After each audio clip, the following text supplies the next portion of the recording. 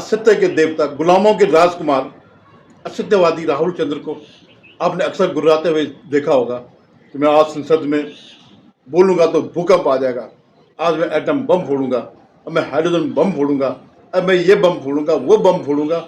इस तरह से जो है लगातार कई वर्षों से ये सब वो कर रहा है।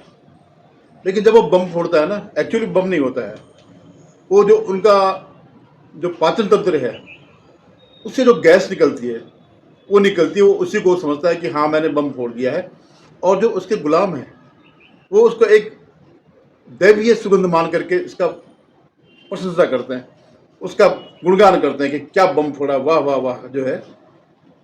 तो मैं उन्हीं राहुल गांधी की बात कर रहा हूं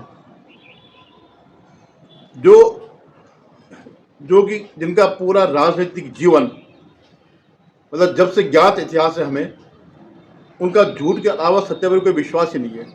जब भी देखा, जब भी वो करते हैं केवल झूठ ही बोलते हैं, झूठ के अलावा कुछ नहीं बोलते हैं। लेकिन अब की बार जो बम फूटा वो उनकी पार्टी के ऊपर फूटा, और ऐसा फूटा कि पार्टी के टुकड़े टुकड़े हो गए, पार्टी छिन्न भिन्न हो गई। आप जानते हैं ना ये बम क्या था? जो पूर्व वो थे वित्त मंत्री और गृह मंत्री पी चिदम्बरम ने एक बम फोड़ा। उन्होंने स्वीकार किया कि जब 26/11 को जब आतंकी हमला हुआ था मुंबई में, तो सरकार जो है, उनकी सरकार सोच रही थी कि हम इसका बदला लें। कैसे ले? बदला तो एक ही चीज़ से हो सकता है, मिलिट्री से बदला हो सकता है, बाकी तो चिट्ठी पत्र लिखने से तो आज तक कुछ हुआ नहीं। तो वो ये सोच रहे थे, जो उनका कथन है। लेकिन तभी जो है कांग्रेस का, यूएस का जो है दबाव उससे बढ़ गया कांग्रेस पर। अब कांग्रेस माने आप समझ सकते हैं कांग्रेस में कौन है?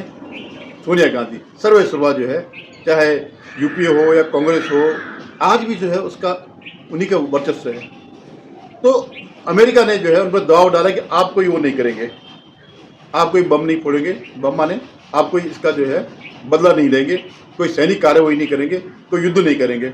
और इस घटना की तीसरे दिन है जो तत्कालीन उनकी विदेश सचिव, या हमारी भाषा में कहे तो विदेश मंत्री कोंडीला राइस भारत में आ गई और उन्होंने इनको सख्त वार्निंग दी। सोच लो तुम, अगर पैसे लेने हैं तो ये काम मत करना, क्योंकि पाकिस्तान हमारा खास है। और इन्होंने घुटने टेक दिए, जिसे कहते हैं असली सरेंडर, जिसे कहते हैं डॉक्यूमेंटेड सरेंडर। ये जाकर के इन्होंने वो किया वित्त मंत्री। अब जो है पूरी पार्टी बौखला गई, उनकी समझ में नहीं आ रहा है कि हम करें तो करें क्या करें। जो हम कहते, अभी जो ऑपरेशन सिंदूर में जो सीज फायर हुआ, तो क्या कहता था राहुल गांधी कि साहब जो है नरेंद्र सरेंडर, कि मोदी जी ने जो है ट्रंप के कहने पर सरेंडर कर दिया। हालांकि उसका कोई लॉजिक नहीं है। इस बात का विश्वास राहुल गांधी के अलावा कोई नहीं करता, इवन ना कांग्रेसी करते हैं ना पाकिस्तानी करते हैं, क्योंकि सबको सच्चाई पता है। लेकिन क्योंकि वो झूठ का देवता है, इसलिए उसे बोलना ही है, उसका इसके अलावा और कोई चारा नहीं है कि झूठ बोले। तो अब ये जो है इनके अंदर इस पार्टी में भूकंप भी आ गया, सुनामी भी आ गई, बम भी फूट गया, और इसके हो गए टुकड़े टुकड़े।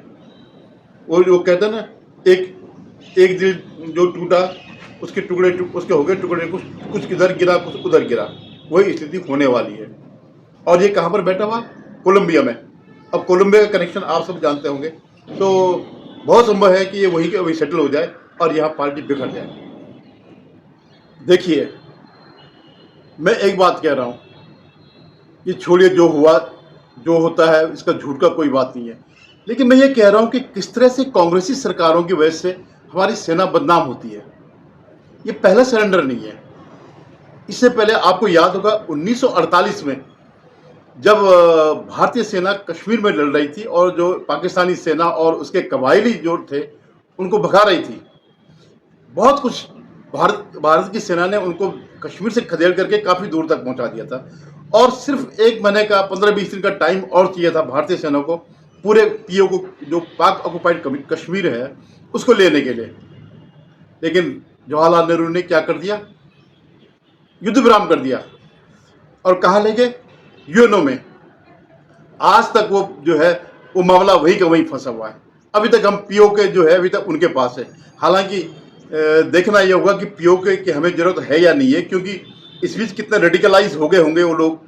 तब की बात अलग थी, आज की डेट में कितने हो गए होंगे ये कहना मुश्किल है। और इस पीओके को लेना जो है कितना जरूरी है, नहीं है। दोबारा 1962 में जब भारत की सेना, हालांकि उस मोर्चे पे थल सेना के रूप में क्योंकि तैयारी थी नहीं, बेचारे बगैर जूतों के लड़ रहे थे, बगैर गन के लड़ रहे थे, बगैर एम्यूनिशन के लड़ रहे थे, लेकिन भारत के पास एक प्लस चीज थी, वो थी वायुसेना। अगर भारत अपनी वायुसेना का प्रयोग करता तो भारत वो जीत जाता। और जो एक कलंक जो लगा हुआ है, और सिर्फ कलंक ही नहीं, पूरा जो है जियोपॉलिटिक्स बदल जाती। तब चीन बड़ा देश नहीं होता, भारत बड़ा देश होता, और जो यूएनओ में जो हमें स्थान मिल रहा था उसके हम असली हकदार थे और हमें वो मिल जाता। लेकिन यहाँ पर भी जो है सरेंडर कर दिया। इवन अब जो 26/11, अगर भारत सरकार इनके दबाव में नहीं आती, अगर अमेरिका के दबाव में नहीं आती और उसका पलट कर वार अगर कर देती, तो आज जो ये जो दौड़ दौड़ करके आते हैं आतंकी, और खाली देश मतलब केवल सीमा पर नहीं, केवल जम्मू कश्मीर या बॉर्डर स्टेट पे नहीं, देश के अंदर घुस चुके हैं, बुरी तरह घुस चुके हैं। अभी जो बिहार का जो SIR हुआ उसमें कितने लाखों लोग निकले। तो ये सब नहीं होता। आज हम इनके कर्मों का फल भुगत रहे हैं, इनके कुकर्मों का फल भुगत रहे हैं, इस कांग्रेस के कुकर्मों का फल भुगत रहे हैं। इस बात को जानना बहुत जरूरी है। खैर, अब क्या होगा, राहुल गांधी के नेतृत्व में शुरू से ही जो है जो जितने भी स्वाभिमानी लोग थे एक एक करके छंटते गए। इवन कुछ साल पहले जो है एक G23 एक ग्रुप बना था 23 नेताओं का, जो शीर्ष नेता थे, जो इनकी जो राहुल के बेवकूफ़ी की वजह से जो परेशान थे और जो समझ रहे थे कि हमारा भविष्य जो है, कांग्रेस का भविष्य बिल्कुल अंधकार में है, कभी भी समापन हो सकता था। तो क्योंकि माता जी की कृपा थी, राहुल गांधी ने सबको एक एक करके किनारे कर दिया। लेकिन ये स्थिति ऐसी है कि इसमें जो विस्फोट होगा वो बड़ा भयंकर विस्फोट होगा, और इससे बड़ा विस्फोट कुछ नहीं हो सकता। टुकड़े टुकड़े हो जाएंगे, क्योंकि अब इसके नेतृत्व में, इस झूठे के नेतृत्व में कितनी देर तक वो अपमान सहन करेंगे। अभी जो है जो वोट चोरी का आरोप लगा रहा है, कभी उसने कहा कि चौकीदार ही चोर है, इस ढंग से पता नहीं EVM पे उसने आरोप लगाया। हर जगह ये वो मात खा रहा, हर जगह इसका एक्सपोज हो रहा है। वो जो कभी की चीन की इतनी जमीन ले ली, और ये इसके जो ये चौन्नी ठन्नी के हैं, जो ये सुप्रिया सुनेत्र हो गई, ये पवन खेड़ा हो गया, सुरेंद्र राजपूत हो गया, यही इसको बढ़ाते हैं और कोई इस बात पर विश्वास नहीं करता। तो आप देखिएगा कि, और इसका प्रभाव केवल इनकी पार्टी पर नहीं पड़ेगा, इसका प्रभाव उस पर भी पड़ेगा जो इनके सहयोगी है। और इसका जो टेस्ट है ये बिहार के उसमें पता चल जाएगा। जब बिहार के चुनाव के रिजल्ट आएंगे तब पता चलेगा कि इसने सिर्फ अपने आप को ही नहीं, अपनी पार्टी, अपने सहयोगियों को भी जो है डैमेज कर दिया और डैमेज करते रहेगा। आप निश्चित मानिए ये 2029 के चुनाव तक ये पार्टी रहेगी नहीं। रहेगी तो ऐसे लुंदर पुंजर कोई ये पवन खेड़ा टाइप के जो है, या ये जो हमेशा जिनकी जमानत जब्त तो होती रहती हैं, सुप्रिया सुनेत्र हो गए, जितने भी ये लोग हैं, ये तो पेड है बेचारे, पेड वर्कर हैं, इनका तो सिर्फ इतना ही वो है। तो अब इसका जो है जनता के बीच भी एक संदेश जाता है कि ये जो कुछ बोलता है झूठ बोलता है, और झूठ के सिवाय कुछ नहीं बोलता है। देखते हैं क्या होता। बहुत समय नहीं है, 2-3 महीने का तो बिहार में ही हो जाएगा। नवंबर दिसंबर में जो है रिजल्ट आ जाएंगे, वहीं से पता चल जाएगा। और जो ये पूरे अपने अलायंस के साथ जो कर रहा है, अब केजरीवाल ने जैसे अपना अलग स्टैंड ले लिया, उसको पता है कि यार इसके साथ रहना तो बहुत अपनी जान पे जंजाल है। ऐसे ममता बनर्जी जो है वो पहले किनारा हो चुकी है, और वामपंथियों को तो कोई अस्तित्व है ही नहीं।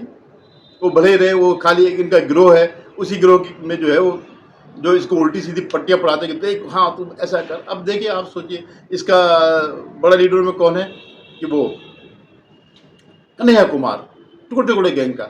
और ये कहते साहब इसने गोली, ऐसे किसी बीजेपी वाले ने कहा कि कोई लोग गोली मारेंगे, ये तो रोज ही बोलता है, लठ मारेंगे मोदी को, जो है 6 महीने के बाद जो है यहाँ के युवा लठ मारेंगे।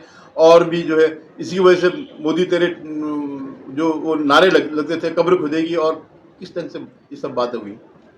तो ये जो है इसका समापन हो गया, और ये जो गया है सही जगह गया, और मुझे नहीं लगता कि ये वापस आएगा, ये वहीं के वहीं रहेगा, क्योंकि ऐसे अपमान सहने के लिए जो है वो वापस नहीं आएगा। और बाकी जो इसका परिवार है वो किस तरह से कहाँ जाता है, ये देखने की बात होगी। धन्यवाद। आपसे निवेदन, आप मेरे चैनल सब्सक्राइब करिएगा, शेयर कीजिएगा और कमेंट करिएगा। धन्यवाद।